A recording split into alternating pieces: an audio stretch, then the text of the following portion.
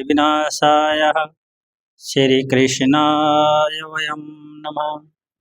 गुरुब्रह्मा गुरुविष्णु गुरुदेवो महेश्वर गुरुर्साक्षात् परब्रह्म तस्मै श्रीगुरुवे नमः। शङ्करं शङ्कराचार्यं केशवं बादरायणं सूत्रभाष्यकृतो वन्दे भगवन्तो पुनः पुनः। बोले सद्गुरुदेव भगवान सच्चिदानंद भगवान। धर्म की अधर्म का प्राणियों में विश्व का गौ माता की गौ हत्या सत्य सनातन धर्म की भारत माता की अखंड भारत की शंकर भगवान की भक्तर भगवान की। ओम नमः पार्वती पतये हर हर महादेव।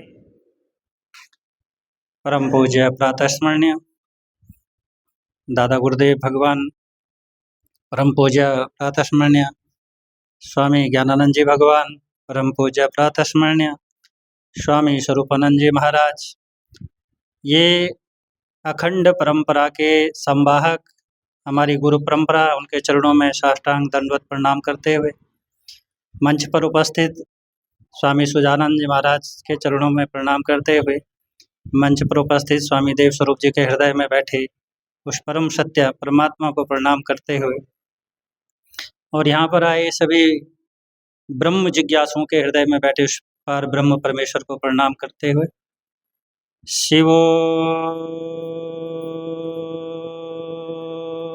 हम शिवो हम शिवो हम।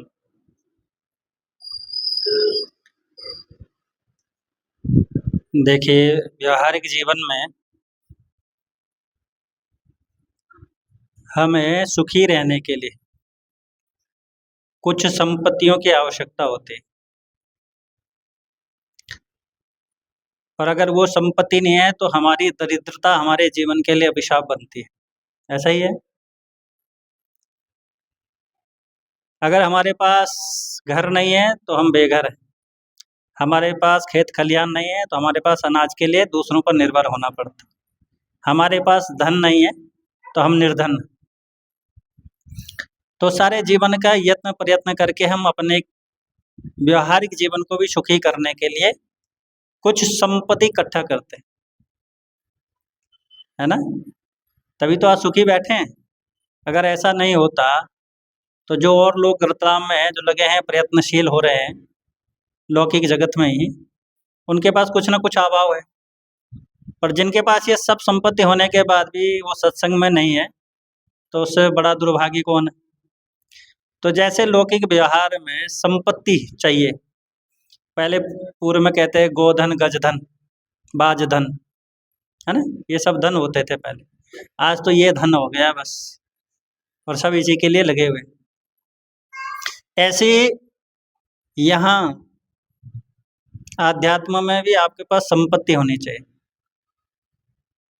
अगर वो संपत्ति नहीं है तो आप इस ब्रह्म ज्ञान के अधिकारी नहीं कहेंगे। नाम तो सुना होगा षट संपत्ति। कभी कभी जब हम सत्संग में बैठते हैं तो हमें पता चल जाता है कि सामने सुनने वाला उस संपत्ति का अधिकारी है भी कि नहीं है, उसके पास है भी कि नहीं। बोला कैसे? जैसे अब हम प्रवचन कर रहे हैं, आप सब सुन रहे हैं, और बीच में कोई आ गया, कोई आरती लेके आ गया या कोई पैर छूने आ गया, तो सबकी इंद्रियां जो है क्या हो जाती? विषय में चले जाती। तो हैं हम अधिकारी? विचार करते हम कभी? अगर आपका सम दम उपरति तितिक्षा श्रद्धा और समाधान में ये सब संपत्ति आपके पास नहीं है तो कैसे ये ज्ञान अभी स्वामी जी ने इतना सुंदर सुनाया है और हमारे पास पात्र नहीं है तो कहाँ समाएगा? निकल जाएगा सर के ऊपर से। तो ज्ञान के भी मुख्य 3 अवस्थाएं मुख्यतः बताई गई जो शास्त्र निरूपित हैं: प्रत्यक्ष, परोक्ष, अपरोक्ष। सुना है? तो प्रत्यक्ष ज्ञान क्या है? जो इंद्रियों के सामने दिखाई पड़ता है। तो हमें ज्ञान के माध्यम से विषय का बोध हो रहा है। अगर आप पे ज्ञान नहीं होगा तो विषय का बोध होना संभव नहीं। ठीक है, पर फिर भी ये बुद्धि भ्रम में पड़ जाती है। प्रत्यक्ष ज्ञान में भ्रम होता है कि नहीं होता? कोर्ट में तो कहते हैं ना, अरे महाराज मैं प्रत्यक्ष वहीं खड़ा था, मैंने प्रत्यक्ष देखा है। और संत क्या कहते हैं, भैया जो तूने देखा है, जो तूने सुना है, इसमें भी भ्रम की उत्पत्ति होती है। बोला कैसे? जैसे कभी कभी मैं रतलाम शहर से बाहर हूँ और आप में भी से कोई बाहर है। अब आपने मुझे देख लिया, कि लग तो वही स्वामी जी रहे, हो भी सकता है नहीं भी हो सकता है। अच्छा, जिसने इसको जाना है उसमें भ्रम हो रहा है, किसमें भ्रम हो रहा है? बुद्धि में भ्रम हो रहा है। तो जब बुद्धि तुम्हें प्रत्यक्ष ज्ञान में ही भ्रम का ज्ञान करा रही है, तो फिर इस बुद्धि का भरोसा हो सकता है? इस बुद्धि के भरोसे ब्रह्म ज्ञान हो सकता है? अरे ये तो ये प्रत्यक्ष, इसको रोज तुम देख रहे हो, रोज सुन रहे हो, इसमें ही भ्रम उत्पत्ति हो जाती है। हो जाएगा? तो बुद्धि से ये ज्ञान संभव नहीं है। और प्रत्यक्ष ज्ञान में कई बार भ्रांति होती है, कई बार क्या 100% तो भ्रांति है। संतों की दृष्टि में तो ये तो भ्रांति है, ये मृग मरीचा बोल दिया संतों ने इसको, बोला ये है ही नहीं। अब जब ये है ही नहीं, फिर भी हम इसमें सत्य बुद्धि करे बैठे हैं। यही तो हो रहा है। कहते ये जगत संसार कुछ नहीं है, ये कल्पित है और ये है ही नहीं। कल्पित भी बोलकर बोल दिया है ही नहीं, हम मान लेते हैं क्या?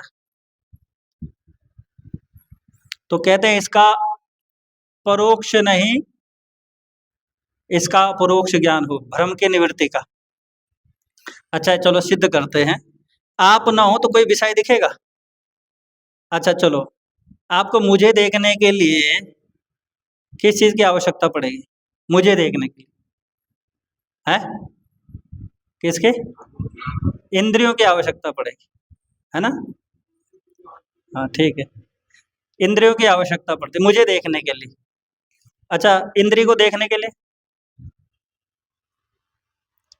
इंद्रिय को देखने के लिए भी किसी की आवश्यकता पड़ती है ना? किसकी पड़ेगी? मन के, है ना? अच्छा, मन को देखने के लिए भी किसी की आवश्यकता पड़ेगी कि नहीं?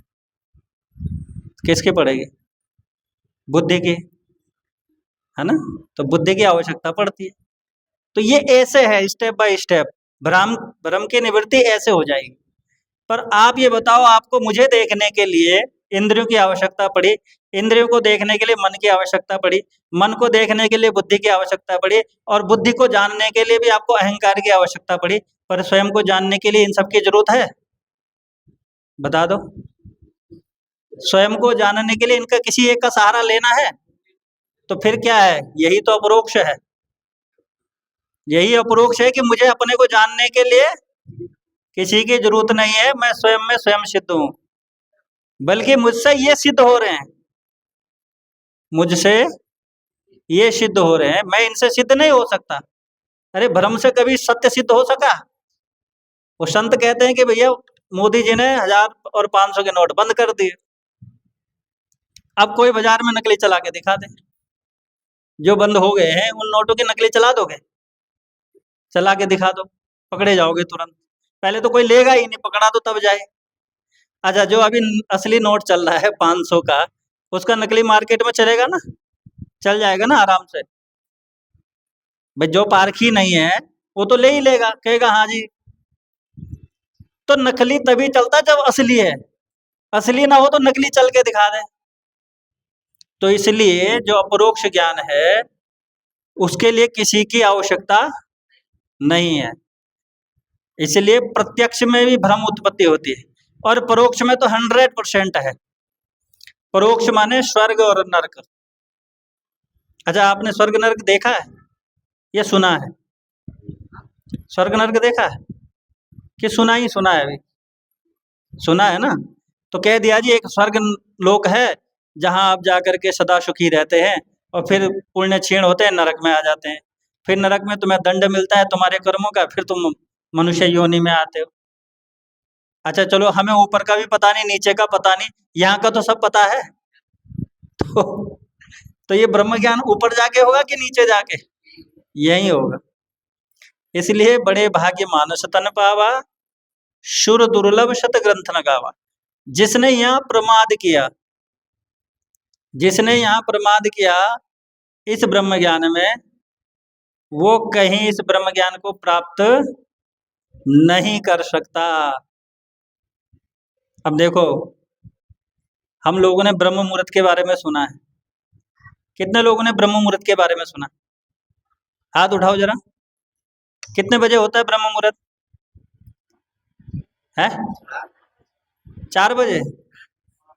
सुबह 4 बजे? 3 बजे होता है? चलो कोई बात नहीं, सबका अपना अपना समय है। हाँ, ये फट से समझ आती है, हमारी बुद्धि कितनी बुद्धिमान है। हमसे बड़ा ज्ञान ही नहीं है धरती पर, फिर भी हम खोज रहे हैं ज्ञान को। देखो सुनो ध्यान से शास्त्र जो कहता है वो ऐसे कहता है, पर ज्ञानी क्या कहता है? ज्ञानी कहता है ये मनुष्य तन ही ब्रह्म मुहूर्त है, ये मनुष्य तन ही ब्रह्म मुहूर्त है। मूर्ख।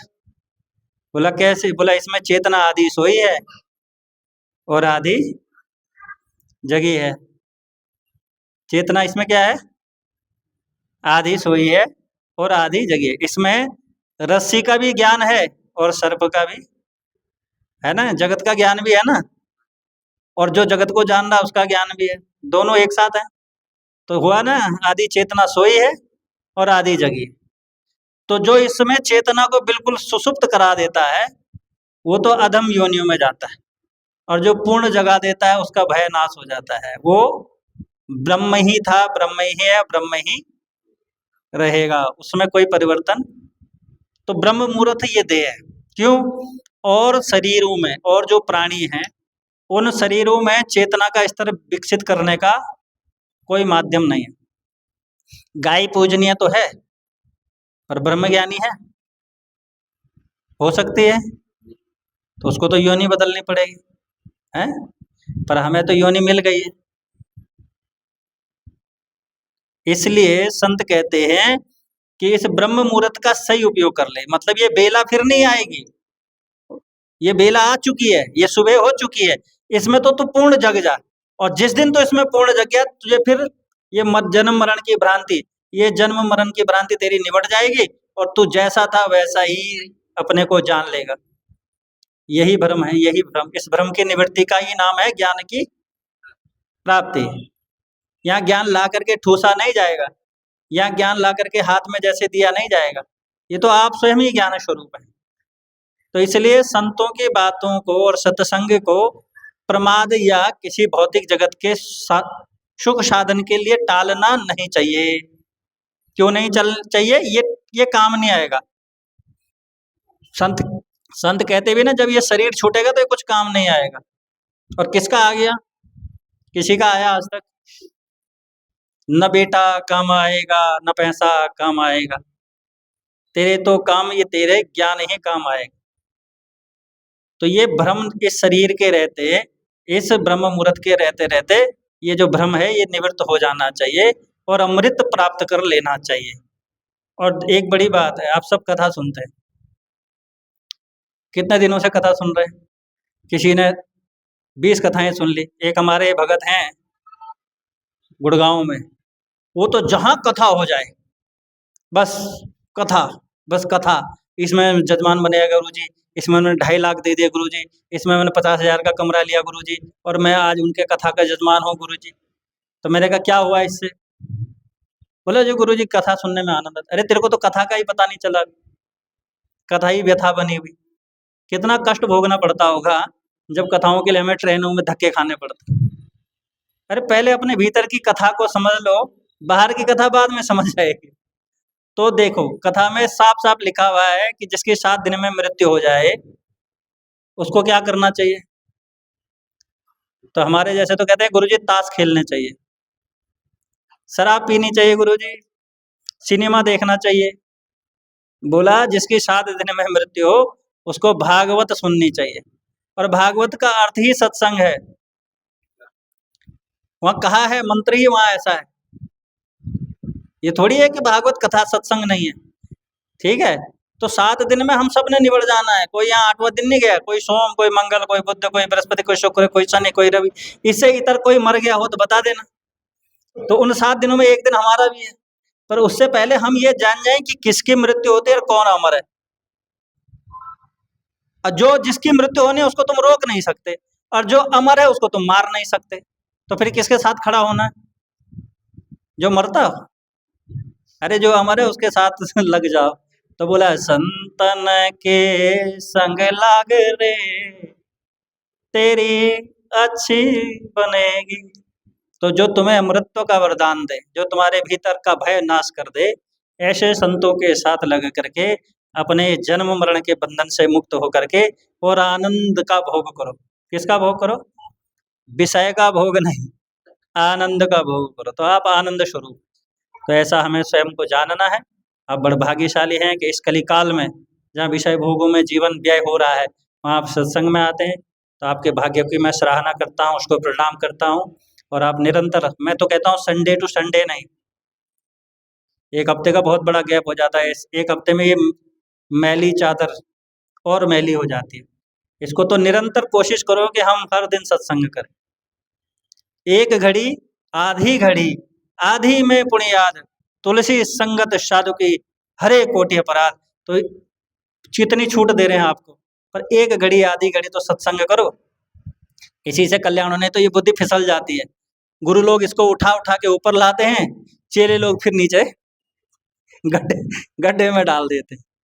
तो गुरु की सारी सामर्थ्य और बल क्षीण हो जाता है। इसलिए निरंतर निरंतर संतों का संग, सत्संग हमारे जीवन के लिए जितना उपयोगी है, इस संसार का कोई धन उपयोगी नहीं है। इसलिए आप सब बड़भागी हैं। आपके भाग्य की सराहना करते हुए, उस भाग्य में बैठे उस परम पिता परमात्मा को प्रणाम करते हुए अपने वाणी को विराम देता हूँ। मेरे साथ साथ दोहराएंगे। ओम सर्वे भवन्तु सुखिनः, सर्वे सन्तु निरामयाः, सर्वे भद्राणि पश्यन्तु, मा कश्चित् दुःखभाग् भवेत्।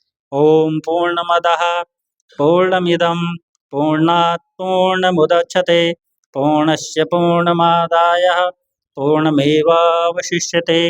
ओम शांति शांति शांति, सुशांतिर्भवतु। धर्म की, अधर्म का, प्राणियों में, विश्व का, गौ माता की, गौ हत्या, सत्य सनातन धर्म की, भारत माता की, अखंड भारत की, संत भगवान की, भक्त भगवान की। ओम नमः पार्वती पतये, हर हर महादेव। नर्मदे।